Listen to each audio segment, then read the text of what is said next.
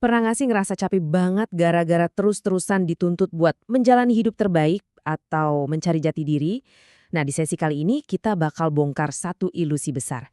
Kita bakal lihat kenapa obsesi modern ini yang sering bikin kita semua kelelahan sebenarnya bukan kebutuhan biologis yang wajib kita penuhi, melainkan semacam patologi budaya aja. Yuk kita mulai. Terus, kenapa sih proses nyari jati diri itu rasanya nguras tenaga banget? Ini ironi yang sering banget kita temuin di tengah budaya hustle dan self-improvement yang nggak ada matinya ini. Bukannya bikin lega, pencarian ke dalam diri yang terus-terusan ini malah bikin baterai kita gampang drop. Oke, coba kita bedah dulu konsepnya. Pemenuhan diri. Ini tuh udah jadi semacam dewa baru di teologi sekuler modern kita. Ibarat sebuah katedral ego raksasa, di mana psikolog Abraham Maslow itu arsitek utamanya. Lewat konsep ini, kita seolah diajarin kalau tugas paling mulia dalam hidup adalah menggali terus batin kita. Seakan-akan diri kita ini tuh proyek renovasi rumah yang nggak boleh ada kata selesai, bener-bener harus dipoles terus. Masuk ke bagian pertama kita, kultus diri sendiri, sebuah penemuan budaya yang unik. Di sini kita perlu sedikit narik mundur perspektif kita. Kita harus sadar kalau naruh diri sendiri sebagai pusat alam semesta itu sebenarnya agak aneh kalau dilihat dari kacamata sejarah manusia. Bayangin aja, selama ribuan tahun, definisi hidup yang baik itu sama sekali nggak ada hubungannya sama ngamatin diri sendiri secara obsesif. Coba kita lihat mundur ke belakang, mulai dari nilai kebajikan sipil di zaman Yunani kuno, terus ke konsep panggilan hidup di abad pertengahan, sampai ke identitas komunal di era pramodern. Kehidupan yang bermakna itu selalu dikaitin sama hubungan kita dengan orang lain dan kontribusi kita buat sesuatu yang jauh lebih besar di luar diri kita sendiri. Menariknya lagi nih, ilmu saraf modern dan filosofi Buddha itu sepakat loh, kalau diri yang stabil dan utuh itu sebenarnya cuma fiksi naratif belaka. Gini, kamu itu bukan sebuah benih yang dari awal udah ditakdirin bakal mekar jadi satu bunga tertentu. Mitos pencarian diri sejati itu ibarat ngupas bawang merah. Kita ngupas terus-terusan berharap nemu inti yang solid di dalamnya, padahal ujung-ujungnya kita cuma bakal sadar kalau, ya lapisan-lapisan itulah bawangnya. Lanjut ke bagian kedua, kesesatan pencapaian, atau paradoks cakrawala yang menjauh. Sekarang kita bakal bahas kenapa nyoba menuhin diri yang sifatnya emang nggak stabil ini rasanya kayak ngejar target yang terus-terusan kabur. Coba perhatiin betapa kontrasnya janji budaya kita sama realitas yang benar-benar kita rasain. Budaya kita ngejanjiin keutuhan yang final, tapi nyatanya tiang gawangnya geser terus seiring berkembangnya kemauan kita. Katanya, introspeksi bakal bawa kebahagiaan abadi. Tapi realitanya malah bikin cemas dan overthinking. Dan yang paling parah, janji kalau performa puncak bakal bawa kepuasan, nyatanya ngejar perasaan puas itu beneran kayak ngejar fata morgana. Klaustrofobia psikologis banget, soalnya kita jadi terus-terusan mantau kekurangan kita sendiri. Masalah utamanya ada di sini, ideologi potensi ini nggak punya batas maksimal atau atap yang alami. Jadi kita nggak bakal pernah benar-benar nyampe di garis finish. Pengejaran tanpa henti ini ngelahirin semacam kecemasan performa, di mana hari-hari biasa aja tiba-tiba kerasa kayak sebuah kegagalan. Belum lagi kelumpuhan akibat kebanyakan mikir alias analisis paralisis, dan kita jadi super sensitif sama mood internal kita. Ujung-ujungnya, kita punya hubungan yang secara permanen kerasa belum kelar sama hidup kita sendiri. Dan ini bawa kita ke bagian ketiga, bisnis ketidakmampuan industrialisasi diri sendiri.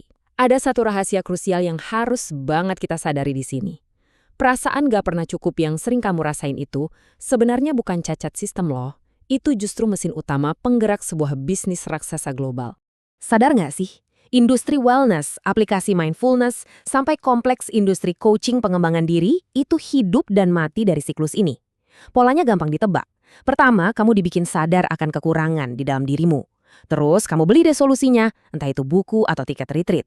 Abis itu kamu ngerasain ilusi pencapaian tadi. Ngerasa kecewa pas targetnya makin jauh, terus ya kamu ulang lagi siklusnya. Mereka tuh butuh kamu tetap ngerasa nggak puas secara produktif supaya roda bisnis mereka tetap muter. Jujur aja, ideologi ini tuh pengalih perhatian yang super rapih. Dia memprivatisasi penderitaan kita. Kita disuruh nempelin plester bernama potensi pribadi yang terhambat buat nutupin masalah struktural yang sebenarnya butuh aksi kolektif. Masalah kayak kerentanan ekonomi atau rasa terasing dari lingkungan sosial. Seolah-olah bisa selesai sendirinya cuma dengan, ya sesi meditasi yang cukup. Kan gak masuk akal. Sekarang kita masuk ke bagian keempat. Harga sebuah hubungan, instrumentalisasi orang lain. Coba kita tengok dampak etisnya. Gimana fokus ekstrem kita pada proyek internal ini pelan-pelan tapi pasti merusak kehidupan sosial dan hubungan kita. Pas pemenuhan diri udah jadi tujuan paling utama, bahayanya adalah orang lain perlahan cuma jadi alat ukur buat pertumbuhan pribadimu aja. Ini pergeseran yang diam-diam sangat merusak. Komitmen dan cinta sejati yang harusnya punya nilai intrinsik malah berubah wujud jadi sekedar sumber daya yang bisa dibuang gitu aja. Terutama pas mereka udah dianggap nggak relevan lagi buat evolusi spiritualmu. Pasti pernah dengar dong kalimat klise macam aku harus menghormati kebenaran diriku atau hubungan ini udah nggak mendukung pertumbuhanku. Kalimat-kalimat manis ini tuh sebenarnya semacam tameng etis yang canggih banget buat nutupi narsisme yang biasa aja. Kosakata ini secara halus mengagungkan kata perpisahan ketimbang ketahanan. Dan ngajarin kita buat gampang banget kabur dari kewajiban yang kebetulan lagi bikin gak nyaman. Nah, kita sampai juga di bagian kelima. Kekuatan melupakan diri sendiri, kekuatan generatif dari batasan. Disinilah letak kebenaran yang paling membebaskan dari semua pembahasan kita kali ini. Kita bakal nemuin apa sih sebenarnya yang bikin hidup itu kerasa benar-benar hidup. Ini mungkin agak berlawanan sama romantisme modern soal kebebasan tanpa batas. Tapi nyatanya, karakter yang mendalam itu justru kebangun lewat penerimaan kita terhadap sebuah batasan. Batasan itu punya kekuatan generatif loh. Entah itu lewat aturan rima yang ketat saat nulis puisi, atau komitmen seumur hidup yang nggak bisa ditarik lagi pas jadi orang tua. Justru struktur yang membatasi kita lah yang seringkali narik diri kita buat keluar, bertumbuh, dan berkembang melampaui apa yang kita bayangin. Coba pikirin lagi, pengalaman manusia yang paling bermakna itu selalu butuh yang namanya melampaui diri sendiri. Kasih sayang orang tua yang tulus, benar-benar larut dalam proses kreatif, komitmen pada sebuah keahlian, atau pengabdian buat ngebantu sesama. Semua itu ditempa lewat proses ngeleburin ego kita sendiri sementara waktu dan muter fokus dari diri sendiri ke arah sesuatu yang benar-benar di luar diri kita. Jadi, ketimbang ngejar pemenuhan diri yang rapuh dan fana banget, kita punya opsi yang jauh lebih solid, integritas. Integritas, yaitu menyelaraskan tindakan kita dengan prinsip, itu ibarat mercusuar yang jauh lebih tangguh. Dia bakal tetap kokoh berdiri jadi kompas kita, bahkan pas kita lagi babak belur dihantam badai kesulitan. Beda banget kan sama perasaan terpenuhi yang subjektif, cuma fokus ke dalam diri dan targetnya lari-lari terus. Oh, jangan salah paham dulu ya. Tradisi feminis dan humanis itu bener banget pas bilang kehidupan batin kita layak dihormatin dan dijaga dari yang namanya paksaan. Itu martabat dasar yang nggak boleh diganggu-gugat. Tapi ada jarak yang luas banget antara melindungi martabat dasar itu dengan tindakan ngambil kaca pembesar lalu ngejadiin ego kita sendiri sebagai satu-satunya pilar penyangga hidup kita di dunia. Ada satu pepatah yang pas banget ngegambarin ini. Karakter yang hebat itu justru dibangun lewat proses melupakan diri sendiri. Sifat-sifat luar biasa dan kepuasan batin itu biasanya cuma nongol sebagai efek samping buat mereka yang fokusnya ada pada suatu tujuan, komunitas, atau keyakinan yang lebih luhur. Gini deh, kamu nggak akan tiba-tiba jadi orang baik cuma gara-gara tiap hari melototin cermin dan ngotot mikir, nyoba jadi orang baik kan?